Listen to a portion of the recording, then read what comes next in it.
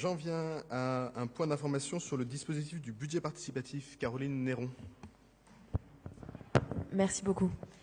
Depuis 2000 ans, la ville de Paris a choisi d'associer les Parisiens à la politique municipale, évidemment grâce à tous les dispositifs qu'on connaît, les comptes rendus de mandat, qu'on a le plaisir de faire chaque année, les réunions de concertation et évidemment les conseils de quartier qui se sont concrétisés dans la loi Vaillant d'un ancien ministre bien connu ici. L'idée qu'a proposée la maire de Paris et sur laquelle elle s'est engagée, c'est de mettre en place un nouveau dispositif qui va voir le jour la semaine prochaine. L'engagement, c'est d'aller plus loin en prenant une mesure sans précédent, permettre aux Parisiennes et aux Parisiens de se prononcer directement sur l'affectation de 5% du budget d'investissement, c'est-à-dire à peu près 426 millions d'euros de budget d'investissement sur l'ensemble de la mandature. Donc engagement pris, engagement tenu, le dispositif va se mettre en place à partir de la semaine prochaine. Mais évidemment, c'est un projet ambitieux, innovant, pour donner la parole aux Parisiens et qui mobilisera toute la municipalité du 18e et évidemment à Paris, également énormément d'agents du 18e. Mais c'est un dispositif qui commence et qui montera en puissance toute l'année prochaine. Il se déploiera ainsi en 2 phases. À partir donc de mercredi 24 septembre et jusqu'au 1er octobre, les Parisiens pourront voter parmi 15 projets imaginés par la mairie de Paris. Les projets qui ont recueilli le plus de voix seront mis en œuvre à partir de 2015. Donc vous l'avez vu dans le bulletin de vote qui est juste devant vous, que je me permets de vous montrer. Il y a des projets très divers, par exemple réserver des espaces de coworking étudiants entrepreneurs, poursuivre la végétalisation engagée en investissement des murs aveugles ou mettre en place un jardin pédagogique par école. Autant d'initiatives qui seraient réparties sur tous les arrondissements et pour lesquelles les Parisiens peuvent donner leur avis dès mercredi prochain. 2 urnes seront donc mises à disposition. Une urne sera à la mairie d'arrondissement, une urne sera à la maison des associations. Et évidemment, tout le monde peut voter de manière dématérialisée sur Internet, sur le site Internet des budgets participatifs. À partir de 2015, le dispositif montera en puissance parce que c'est les Parisiens qui pourront proposer et décider de projets à l'échelle de Paris ou de leur arrondissement. Donc pour ce faire, nous commençons déjà à proposer au conseil de quartier de se mobiliser pour faire émerger des projets. Nous mettrons en place des formations, nous mettrons en place des liens privilégiés avec les équipes de développement local dans les quartiers populaires pour que cela soit vraiment tous les Parisiens qui puissent s'emparer de ces budgets et qu'ils puissent être le moteur de projets partagés et de dynamique locale encouragée. Paris doit devenir ainsi une ville du faire ensemble qui s'appuie de plus en plus sur l'intelligence collective pour faire avancer Paris. Pour cela, nous donnons donc rendez-vous à tous les Parisiens, quelle que soit leur nationalité, quel que soit leur âge, pour qu'ils votent entre le 24 et le 1er octobre.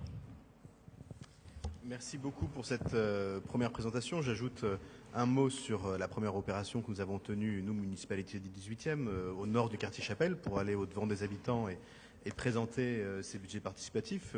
On a constaté à la fois un accueil très positif des Parisiens et en même temps l'envie de participer plus encore et la nécessité bien sûr de discuter, de communiquer, de faire savoir, de faire connaître à l'ensemble des Parisiens l'existence de ces budgets et la façon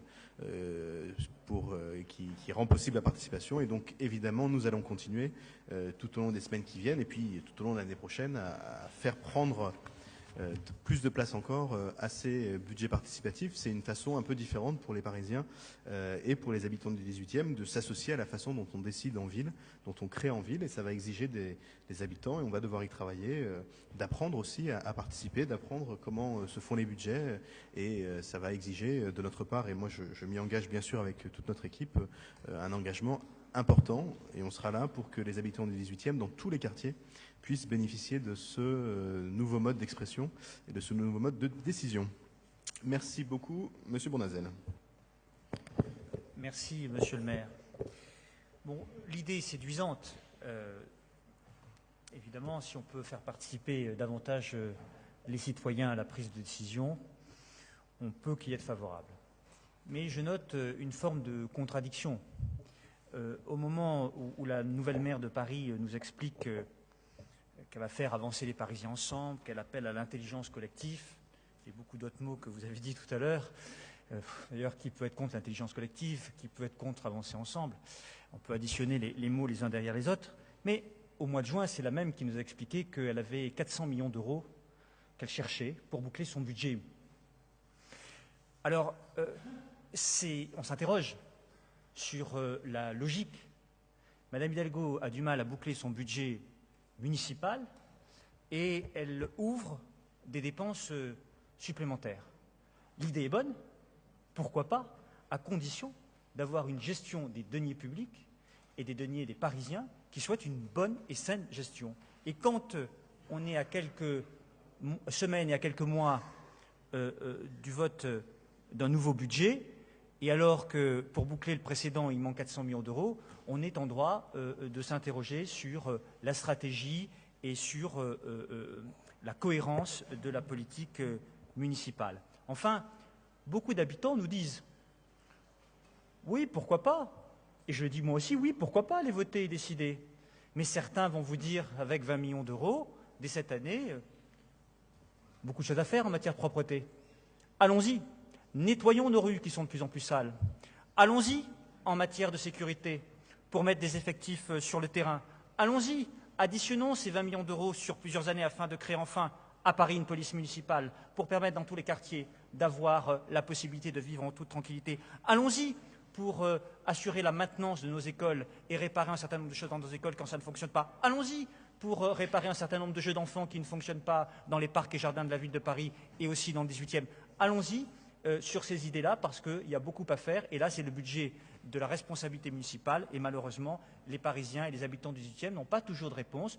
Donc établissons un peu plus de cohérence entre l'action affichée qui est une action forte en termes de communication et les attentes réelles de l'amélioration de la vie quotidienne de nombreux habitants de Paris, du 18e. Et là, c'est la maire de Paris elle-même qui a avoué qu'elle était en difficulté financière pour pouvoir tout faire. Je vois que vous avez un rapport assez éloigné à ce qu'a dit la maire de Paris, mais c'est normal, nous ne pensons pas exactement de la même façon, et donc nous ne voyons pas les choses exactement de la même façon. Bien sûr que la maire de Paris n'a jamais parlé d'un trou de 400 millions d'euros qui n'existe pas. Nous sommes en train de préparer le budget de l'année prochaine, donc il n'y a pas de trou, puisqu'il n'a pas pu être créé d'ailleurs, si vous le savez sans doute, mais vous vous êtes bien gardé de le dire. Les collectivités n'ont pas le droit de faire des trous. Donc il n'y a pas de trou dans un budget de collectivité, c'est impossible.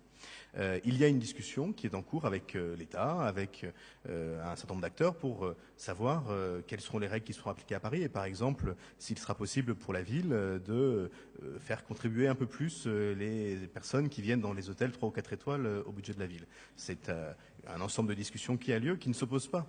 Évidemment, au budget participatif, pourquoi? Mais ça, vous le savez sans doute aussi, mais vous êtes là aussi bien gardé de le dire. L'argent qu'on met dans le budget participatif, c'est de l'investissement. Et l'investissement, c'est de l'arbitrage. Et nous avons décidé que sur les moyens d'investissement qui sont ceux de la ville, les Parisiens, oui, allaient en décider d'une partie. Et pas que nous, les élus et les Parisiens, sur un budget d'investissement. Par principe, un budget d'investissement n'étant pas un budget de fonctionnement, il n'est pas donc reconductible d'une année sur l'autre, et donc il s'agit bien de fonds nouveaux, et non pas de fonds qui pourraient être utilisés à autre chose. Ce qui ne nous empêchera pas, bien sûr, de mener l'ensemble des politiques sur lesquelles nous nous sommes engagés, et d'ailleurs, celle-là en faisait partie.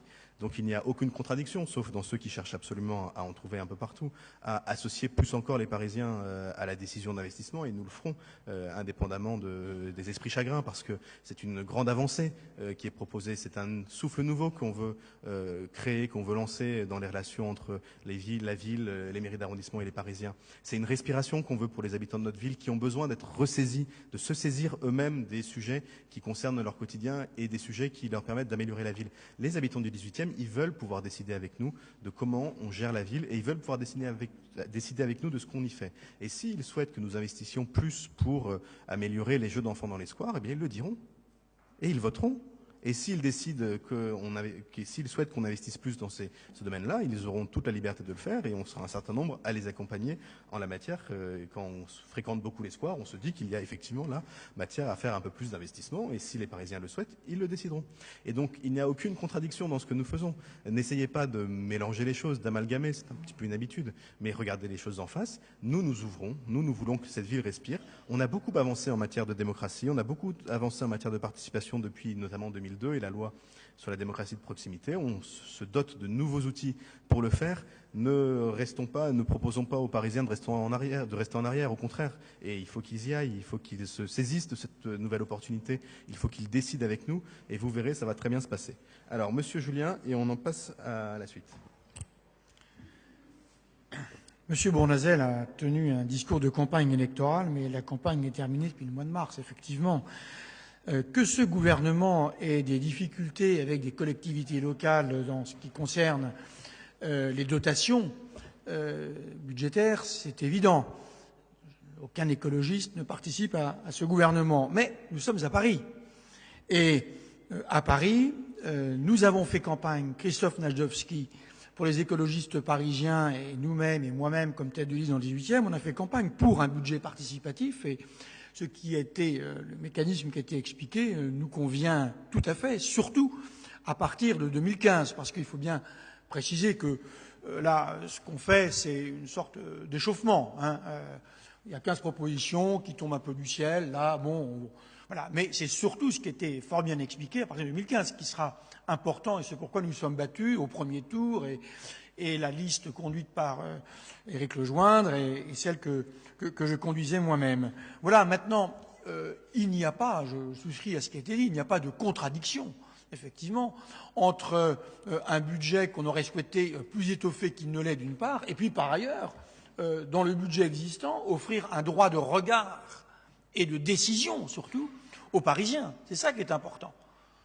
Et effectivement, vous cherchez des contradictions là où il n'y en a pas. Vous voyez, comme vous, Monsieur Bournazel, je peux regretter un certain nombre de choses sur la politique nationale, mais contrairement à vous, je n'en fais pas quelque chose de politicien en voyant des contradictions là où il n'y en a pas. Ce budget participatif est très bien comme il est mis en place. Je remercie la maire de Paris de le faire. Yann Brossin. Oui, deux choses, un peu dans le même état d'esprit que Pascal Julien. D'abord, au nom des élus communistes, dire tout le bien que nous pensons du budget participatif, qui est une nouvelle étape dans la démocratie parisienne et qui est donc une très bonne chose. Ensuite, sur la question des difficultés budgétaires qui ont été évoquées par M. Bournazel.